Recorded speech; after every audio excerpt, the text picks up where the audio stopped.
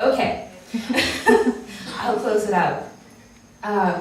So this is a story that references a Bahamian folktale about change, so I hope you enjoy it. I tried my best to memorize it, but I brought this just in case, because, I don't know how good I am at memorizing things. So the title is, This Is Not a Fairy Tale.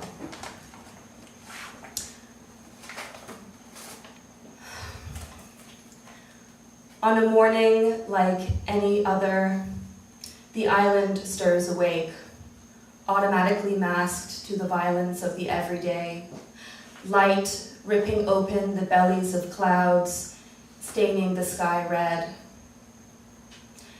Women on the island boil grits and stain them with corned beef, and men kiss their women goodbye as automatically as they will clean their fish later on the docks, fish guts tossed from bellies to sea, red meeting red, spreading out to the horizon there. But today is not a day like any other, and no evening will be the same either, for today is the day that I arrived to the island as swift as light, foreign woman with a beauty that stirs the island awake.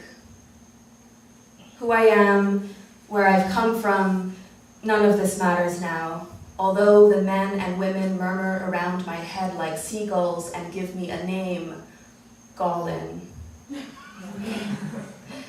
What they will say later, when I have vanished, is that I came for the man who cleaned fish as thoroughly as women's hearts. This is not surprising. A woman's story can never be her own. It must always exist as a footnote to the story of the man. Her life is uneventful as a boat tied to Potter's Key dock for weeks on end. No one ever asks, what is that boat doing there, day after day bleached by the sun? Instead, they marvel at the way the boat fits into the scene there, perfectly sized for that one man inside. Shirt probably wrapped around his head to catch the sweat on his brow after such a long, hard day in this boat alone. This man pauses as he ties the boat to the dock and looks at the sun setting behind him, scattering red across the water there like fire. Why I came is not important, but how I left you, that is important. How you look at your lovers now, that is important. You know, all women have the potential to be Gollins.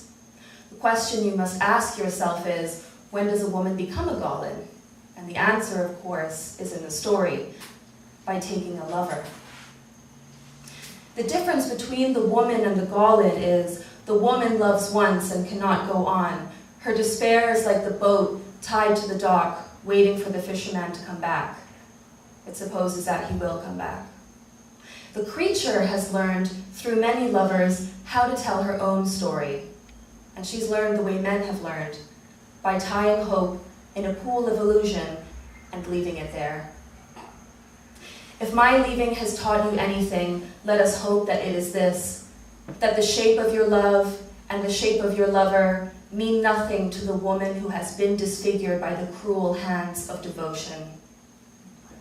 I was beautiful once, and then I fell in love, again and again, and I left pieces of myself with people who didn't deserve them.